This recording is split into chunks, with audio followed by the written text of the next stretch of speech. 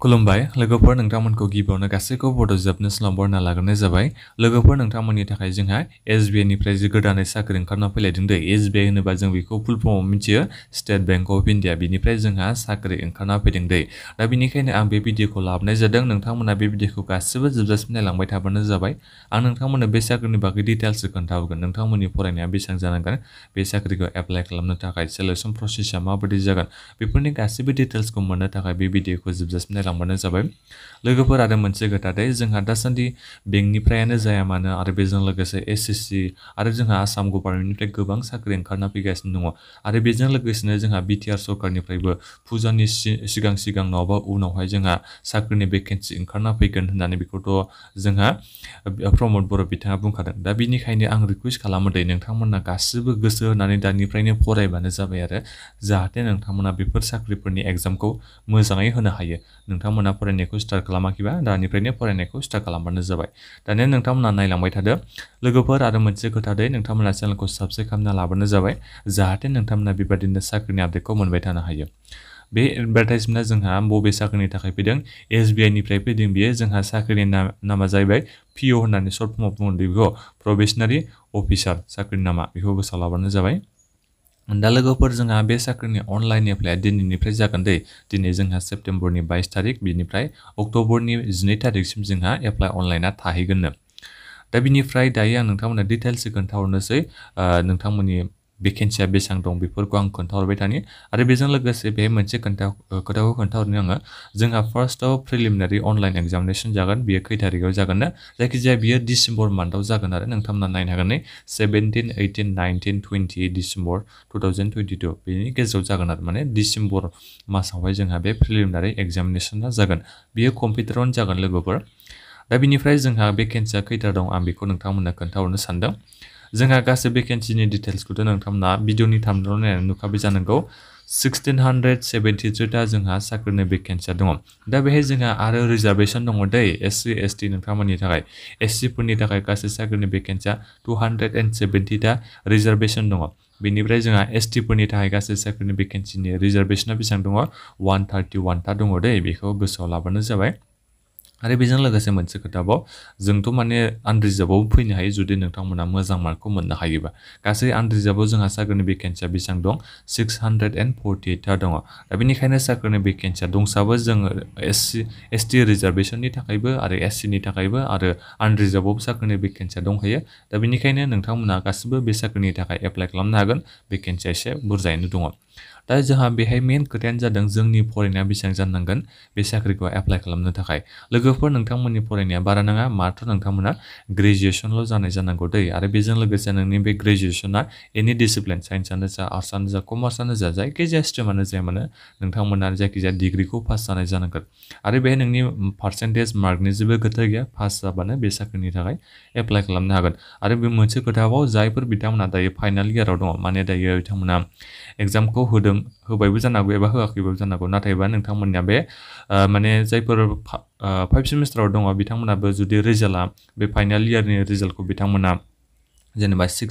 सेमिस्टारनि एग्जामा जासिगोनबा आरो बिथांमोना रिजाल्टखौ डिसेम्बरनि सिगां मोनगोनबा अब्लाबो बिथांमोना बे साख्रिनि थाखाय एप्लाइ खालामनो हागोन दै नोंथांमोना बुजिदों जानांगौ जायफोर बिथांमोना 5 सेमिस्टाराव दङ नाथायबा 6 सेमिस्टारनि एग्जामा बिथांमोना जासिगोन नाथायबा ओमफ्राय बिनि बे 6 सेमिस्टारनि रिजाल्टआ डिसेम्बर मासनि सिगां जुदि नोंथांमोना रिजाल्टखौ मोनगोन बायदि मोनदोंबा बे साख्रिनि थाखाय एप्लाइ खालामबानो जाबाय दा बेहाय होनाय दंखायो आरो नोंथांमोना नै नायनो हागोन नै 31 डिसेम्बर 2022 नि सिगां नोंथांमोना बे ग्रेजुवेसननि पास जानायनि प्रुफखौ नोंथांमोना होनो नांगोन बेखौ बेहाय खोन्थादों दा बिनिफ्राय बेथ' जाहैबाय जोंहा फरायनायनि बेलायाव दा आं नोंथांमोननो लोगोफोर बैसोआ बेसेबां जानांगोन आं बेखौ नोंथांमोननो खोन्थाहरनो सानदों दे सेलारि माने नोंथांमोना आं बेखौबो खोन्थाहरनो सानदों सेलारिखौबो नोंथांमोना गासिबो मिथिनो लुबैयो नालाय जोङो बेसेबां सेलारिखौ मोननो हागोन सेलारिखौ नोंथांमोना जागायजेननायनिफ्राय बे साख्रिखौ मोनजेननायनिफ्रायनो 41,960 नोंथांमोना मास मोनसेयाव सेलारिखौ मोननो हागोन दै जोबोद मोजां जोंहा साख्रिनि बे सेलारि होनाय दङ बेहाय दा बिनिफ्राय बे जाबाय जोंहा सेलारिनि स्टार्टिं डेट दानिया आं बिथिं नोंथांमोना डिटेल्सै खोन्थाहरबावनोसै बैसोनि बेलायाव जोंहा बेसेबां जानांगोन बैसोआथ' नोंथांमोननिया लोगोफोर लोगोफोर 21 बोसोर जानाय जाथारनांगोन दै 21 बोसोर जानायनिफ्रायसो नोंथांमोना बे साख्रिखौ एप्लाइ खालामनो हागोन 30 बोसोरनिसिमा नाथायबा जायफोर SC ST नोंथांमोना 21 बोसोर जानायनिफ्राय 35 बोसोरनि सिंनिसिमा एप्लाइ खालामनो हागोन जुदि नोंथांमोना SC ST केटेगरिनि सिङाव गोलैयोबा दा बे जाहैबाय जोंहा बैसोनि बेलायाव दानिया फैदो जोंहा सिलेक्शन प्रसेसआ माबायदि जानांगौ बे साख्रिखौ मोननो थाखाय दा बे जोंहा फार्स्टआवनो जोंहा प्रिलिमिनारि एग्जामिनेशन जागोन दै बियो जोंहा ऑब्जेक्टिव टाइपनि जागोन MCQ टाइपनि जागोन माने बियो आरो कम्पिउटाराव एग्जामा जागोन दा बेहाय नोंथांमोना मा साबजेक्टखौ फरायनांगोन आं बेखौबो नोंथांमोननो खोन्थाहरखानोसै टटेल बेहाय 100 मार्क थागोन दै लोगोफोर नोंथांमोना गोसोआव लाबानो जाबाय कुइसनाबो बे 100 था थागोन जेरै साबजेक्टआ दङ जोंहा इंलिश लैंग्वेज क्वान्टिटेटिव एप्टिट्युड माने मेथ्स रिजनिंग एबिलिटी बे मोनथाम साबजेक्ट थागोन दा बेहाय नोंथांमोना नायनो हागोन नै फार्स्ट साबजेक्टनि थाखाय 30 ता बिनिफ्राय 35 ता गासै 100 ता कुइसन दङ ओमफ्राय एग्जामखौ होनो थाखाय नोंथांमोना सेकेन्ड एग्जामखौ मोननो हागोन दा बे जाहैबाय जोंहा फार्स्ट प्रिलिमिनारि एग्जामिनेशन दा बिनिफ्राय नोंथांमोना जुदि बे प्रिलिमिनारि एग्जामखौ पास जायोबा बिनिफ्राय नोंथांमोना मेन एग्जामखौ होनो मोनगोन दै बेखौ गोसोआव लाबानो जाबाय मेन एग्जामखौ होनो थाखाय नोंथांमोना प्रिलिमिनारि एग्जामखौ पास जाथारनो नांगोन दा बे जाबाय जोंहा दा बेहायबो ऑब्जेक्टिव टाइपनि जागोन दै ओमफ्राय नोंथांमोना बे मेन एग्जामखौ होनो थाखाय 3 घन्टा समखौ मोननो हागोन कम्पिउटाराव जागोन बेबो MCQ आनो जागोन गासै जोंहा 200 मार्क्स जागोन बेहाय साबजेक्टआ मा दं खोन्थाहरखानोसै आङो रिजनिंग एन्ड कम्पिउटार एप्टिट्युड थागोन साबजेक्टआ data analysis and interpretation general economic एबा जनरल इकोनॉमिक बेंकिं एवारनेस बे थागोन इंलिश लैंग्वेज बे थागोन गासैबो जोंहा मोनब्रै साबजेक्ट थागोन गासै जोंहा मैक्सिमाम मार्कआ 200 थागोन गासै कुइसना बेसेबां थागोन जा 155 जायखिजाया बे खथा बाय खथा राननानै होखादों दै जुदि नोङो रिजनिंग एन्ड कम्पिउटार एप्टिट्युड बे एग्जामखौ होनो थाखाय नोंथांमोना 50 मिनिट्सखौ मोननो हागोन बेबायदि बेहाय टाइमखौबो साबजेक्ट वाइज राननानै होखादों बेखौ नोंथांमोना नायनो हागोन दा बिनिफ्राय मोनसे खोथा दै आरोबाव डिस्क्रिप्टिभ पेपार थागोन दै जायखौ नोंथांमोना कपियाव लिरनानै एग्जामखौ होनो नांगोन दै बे MCQ नि जानाय नङा नोंथांमोना बेखौ लिरनो नांगोन बेहाय मा लिरनांगोन जेनेबा इंलिश लैंग्वेजआव लेटार राइटिं आरो एसे फैगोन बेहाय मोननैल' कुइसन थागोन दै बेहाय लेटार राइटिंनिफ्राय मोनसे थानो हागौ एसेनिफ्राय मोनसे थागोन दा बेहाय नोंथांमोननियाव मोननै कुइसनखौ मोननो हागोन गासै मार्कआ 50 थागोन माने मोनसे कुइसननि थाखाय 25 मार्क थागोन 30 मिनिट्स नोंथांमोना एग्जामखौ होनो थाखाय मोनगोननो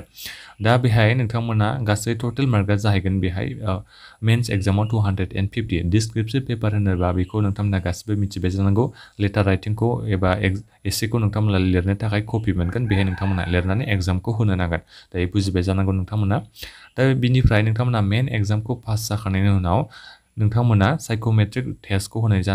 होनांगोन साइकोमेट्रिक टेस्ट होनोबा बे नोंनि पार्सनालिटि टेस्ट नायगोन आरो पार्सनालिटि टेस्टखौ नायगोन बेहाय बेखौनो होनाय दङ नोंथांमोना नायनो हागोन नैबे नायबानो जाबाय पार्सनालिटि प्रफाइलिं नोंनि पार्सनालिटिखौ नायगोन माने टेस्ट खालामगोन बिनिफ्राय जोंहा मा जागोन दा इन्टारभिउ जागोन दै इन्टारभिउआव जोंहा बेसेबां मार्क थागोन 30 मार्क थागोन ओमफ्राय ग्रुप एक्सारसाइसआव जोंहा 20 मार्क थागोन गासै जोंहा बेहाय माबायाव बेसेबां थागोन ना 50 मार्क थानाय जागोन दै बेखौ गोसोआव लाबानो जाबाय ग्रुप एक्सारसाइस 20 थाबाय इन्टारभिउआव 30 टोटल जोंहा गासै मार्कआ 50 थागोन दा बे जाहैबाय जोंहा फेज 3 नि माबाया सिलेक्शन प्रसेसआ दा बिनिफ्राय जोंहा फाइनाल सिलेक्शना माबोरै जागोन फाइनाल सिलेक्शना नोंनि फेज 1 फेज 2 नि एग्जामखौ नायगोन मार्कखौ माने नोंनि मेन एग्जामाव बेसेबां मार्क मोनदों बेखौ नायगोन बिनिफ्राय फेज 3 नि एग्जामाव नोंथाङा बेसेबां मार्क मोनदों बेखौ दाजाबनानैसो नोंथांमोननियाव फाइनाल माबाखौ मेरिट लिस्टखौ बानायनाय जागोन मारै बानायनाय जागोन बेखौबो बे खोन्थादों जेरै जोंहा मेन एग्जामाव बेसेबां दंमोन 250 दंमोन बिनिफ्राय जोंहा माबायाव दंमोन इन्टारभिउ बायदिसिना बेबायदि साइकोमेट्रिक टेस्ट बिदि लानानै ग्रुप एक्सारसाइज बिदि लानानै जोंहा गासै मार्कआ बेसेबांमोन 75 मोन दा बे 250 मार्कनिफ्राय जायखिजाया 50 ल' लानाय जागोन 250 बिनिफ्राय जोंहा ग्रुप एक्सारसाइज इन्टारभिउनि थाखाय बेसेबां दंमोन 25 दंमोन दा बिनिफ्राय गासै जोंहा 300 मोन सरि दे लोगोफोर मोनसे खोथाखौ आं मिस्टेक खालामदों बेहाय जोंहा मेन एग्जामाव 250 ताल' जोंहा कुइसन दंमोन दा बे 250 खौ मात्र 75 ल' लानाय जागोन माने 250 मार्कनिफ्राय 75 ल' लानाय जागोन बिनिफ्राय ग्रुप एक्सारसाइज इन्टारभिउ जोंहा 50 दंमोन बिनिफ्राय जोंहा आधा मार्कल' लाबोनाय जागोन माने 25 ता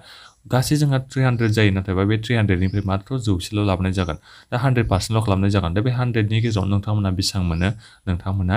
जुदि मार्कखौ मोजां मोननो हायोबा सिलेक्शनखौ जानो हागोन दे दाथ' आं नोंथांमोननो गासिबो डिटेल्सखौनो खोन्थाहरबाय मा साबजेक्टखौ फरायनांगोन सिलेक्शन प्रसेसआ माबायदि जागोन बेनि गासिबो डिटेल्सखौ नोंथांमोननो खोन्थाहरजोबनाय जाबाय दानिया आं बेहाय नोंथांमोननो बेखौबो खोन्थाहरनोसै जों जायफोर एससि एसटि नोंथांमोना अनलाइन एप्लाइ खालामनाय समाव पेमेन्ट खालामनांगौनि गोनांथि गैया दै नोंथांमोना जेबो फिस होनांगौनि गोनांथि गैया जेब्ला नोंथांमोना अनलाइन एप्लाइ खालामो बेखौ गोसोआव लाब्लानो जाबाय दा बेनिखायनो आं रिकुवेस्ट खालामो दे नोंथांमोना गासिबो एप्लाइ खालामना लाबानो जाबाय मबाइलजोंनो एप्लाइ खालामनो हायो जुदि नोंथांमोननियाव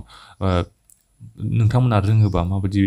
साइज नोंथांमोना आपल'ड खालामनांगौ बेफोरबायदिखौ नोंथांमोना रोङोबा मबाइलजोंनो अनलाइन एप्लाइखौ खालामनो हायो नाथायबा जायफोर जेनेरेल अबिसि बिथांमोना 750 रुपिसखौ अनलाइन पेमेन्ट खालामनांगोन बेखौ गोसोआव लाबानो जाबाय दा बेखिनियानोमोन नोंथांमोना अनलाइन एप्लाइ लिंकखौ भिडिअनि डिसक्रिपसनाव मोननो हागोन दै दिनैनिफ्रायसो जोंहा अनलाइन एप्लाइआ जादों माबाफोर सोंनांगौ दङबा नोंथांमोना बे साख्रिनि बागैनो नोंथांमोना भिडिअनि कमेन्ट बक्सआव कमेन्ट खालामनो हागोन बे भिडिअखौ लोगोफोरनो शेयार खालाम आरो नोंथांमोना चेनेलाव गोदानै फैदोंबा बेबायदिनो साख्रिनि आपडेट मोननो थाखाय चेनेलखौ गासिबो साबस्क्राइब खालामना लाबानो जाबाय दा बेखिनियानोमोन गोजोन्थों